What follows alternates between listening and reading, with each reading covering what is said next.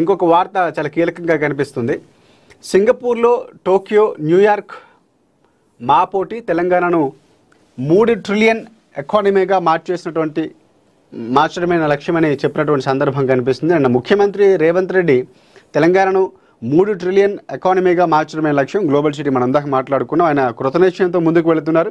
దేశానికి మోదీ భడేబాయ్, రాష్ట్ర అభివృద్ధికి సహకరించండి, గుజరాత్కు మోదీ ఇచ్చినటువంటి సహకారాన్ని మేము కూడా కోరుకుంటున్నామని ముఖ్యమంత్రి చెప్పడం. ఎందుకంటే గుజరాత్లో 3 సార్లు ముఖ్యమంత్రి అయినటువంటి మోదీ ఎంత అభివృద్ధి చేశారో, అక్కడ ఉన్నటువంటి తీసుకొచ్చిన పరిశ్రమలు కానీ లేకపోతే అభివృద్ధి చేసినటువంటి రంగాలు చాలా కీలకంగా కనిపిస్తున్నాయి. సో అలాంటి ఒక సహకారం కావాలని ముఖ్యమంత్రి కోరారు. దాంతోపాటుగా బడేభాయ్, గతంలో కూడా చోటాభాయ్ బడేభాయ్ ఈ అంశాలు రాజకీయంగా మార్చారు. ఏంటంటే పెద్దన్న పాత్ర పోషిస్తారు. ఇక్కడ ముఖ్యమంత్రి ఎవరున్నా కూడా, అక్కడ కేంద్రంలో ఎవరున్నా కూడా వారు బడేభాయ్ అవుతారన్నటువంటి అంశాన్ని ముఖ్యమంత్రి చెప్పడం మరొకసారి అది మళ్ళీ చెప్పినటువంటి సందర్భం. మెట్రో, త్రిపుల్-ఆర్, మూసీ అభివృద్ధికి కేంద్ర ప్రభుత్వం సహకరించాలంటూ సీఎం రేవంత్ రెడ్డి చెప్పారు. ఎందుకంటే మెట్రో ఫేజ్ 2వ ఫేజ్కి సంబంధించి శంకుస్థాపన జరగటం, దానికి సంబంధించిన పనులు కూడా జరుగుతున్నాయి. ప్రభుత్వం చాలా కీలకంగా ఉంది. అందులో దాదాపుగా 70% వాటా ప్రభుత్వమే భరించబోతుంది. సో ఆ టెండర్లకు సంబంధించిన ప్రక్రియ కూడా అవుతుంది. దాంతోపాటు ఎల్ఎన్టీ కంపెనీతో కూడా ముందుకెళ్తుంది. సో ఇంకోటి త్రిపుల్-ఆర్కు సంబంధించినట్టు చాలా కీలకంగా కాబోతుంది. ఆ భూ నిర్వాసితులు కానీ ఈ సమస్యలు పక్కన కూడా త్రిపుల్-ఆర్ ఒకవేళ కంప్లీట్ అయితే జరిగే మేలుకు సంబంధించిన కూడా ప్రభుత్వం పదే చెప్తుంది. దానికి సహకరించాలని చెప్పడం. మూసీ అనేది ముఖ్యమంత్రి చాలా కీలకంగా తీసుకున్నారు. సో దానికి ఒక రకంగా ఆయన చాలా కృతనిశ్చయంతో ఉన్నటువంటి సందర్భం. మూసీ ప్రక్షాళన జరిగితే ఎలా ఉండబోతుందో గతంలో డిజైన్లు వచ్చాయి.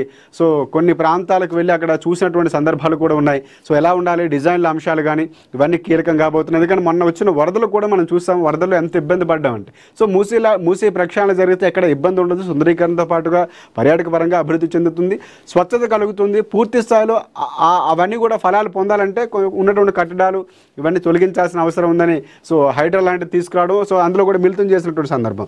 నైరుతి రాష్ట్రాల పట్టణాభివృద్ధి మంత్రుల ప్రాంతీయ సమావేశం పాల్గొన్నటువంటి కేంద్ర మంత్రి మనోహర్ లాల్ ఖట్టర్, సీఎం రేవంత్ రెడ్డి మంత్రులు నిన్న నైరుతి రాష్ట్రాల పట్టణాభివృద్ధి మంత్రుల ప్రాంతీయ సమావేశంలో ఇవన్నీ కూడా కీలక వ్యాఖ్యలు చేసినటువంటి సందర్భం కనిపిస్తుంది.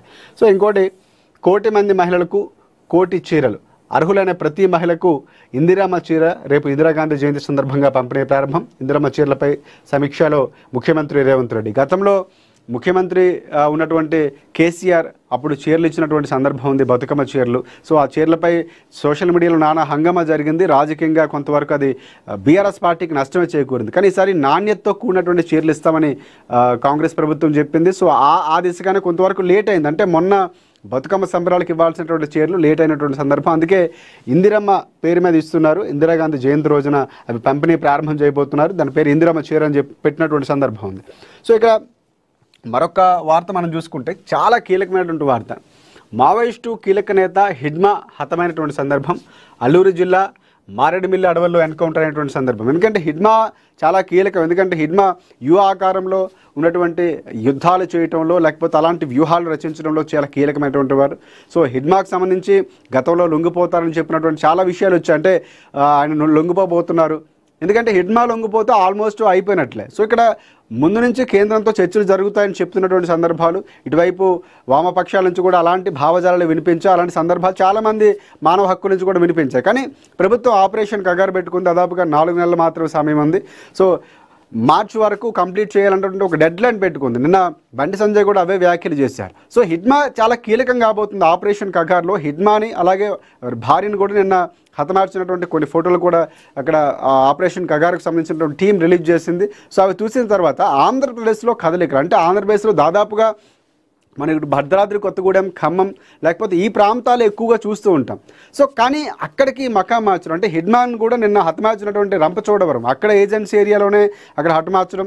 నెల్లూరు లాంటి ప్రాంతాల్లో, విజయవాడ లాంటి ప్రాంతాల్లో వారు అక్కడ ఇల్లుకి అద్దెకు తీసుకోవడం, అంటే ఏమైనా కుట్రకు ప్రయత్నం చేస్తున్నారా అనేటువంటి అంశాలు కూడా నిన్న చాలా కీలకంగా కలవరపాటుకు గురి చేస్తే ముందస్తుగానే పోలీసులు కాటన్ సెర్చ్ ఆపరేషన్స్ కానీ లేకపోతే సమాచారం మేరకు అక్కడికి వెళ్ళి గస్తీ నిర్వహించినటువంటి సందర్భాలు, చాలామందిని పట్టుకున్నారు. నిన్న దాదాపుగా నెల్లూరులో ఒక 17 మందిని పట్టుకున్నటువంటి సందర్భాలు, విజయవాడ లాంటి ప్రాంతంలో 60 మందిని దాదాపుగా పట్టుకున్నారు. కొంతమంది మిస్ అయ్యారని పోలీసులు, అక్కడ ఎస్పీలు, డిఎస్పీలు కూడా సమావేశం నిర్వహించినటువంటి సందర్భాలు కూడా కనిపిస్తున్నాయి. 100 మంది ఎస్పీలతో కూడా నిన్న సమావేశం నిర్వహించారు. సో ఇవన్నీ అంశాలు. ఇక్కడ అల్లూరు జిల్లా మారేడుమిల్లి అడవుల్లో ఎన్కౌంటర్ జరిగింది. మడావి హిడ్మా ఆయన భార్య రాజేష్ సహా 6 మావోయిస్టులు మృతి చెందారు. విజయవాడలో 26 మంది మావోయిస్టులు అరెస్టు చేసినటువంటి సందర్భం. ఏలూరులో మరొక 11 మంది పట్టివేత. పట్టుకున్న వారిలో 11 మంది దండకారణ్య స్పెషల్ జోన్ కమిటీ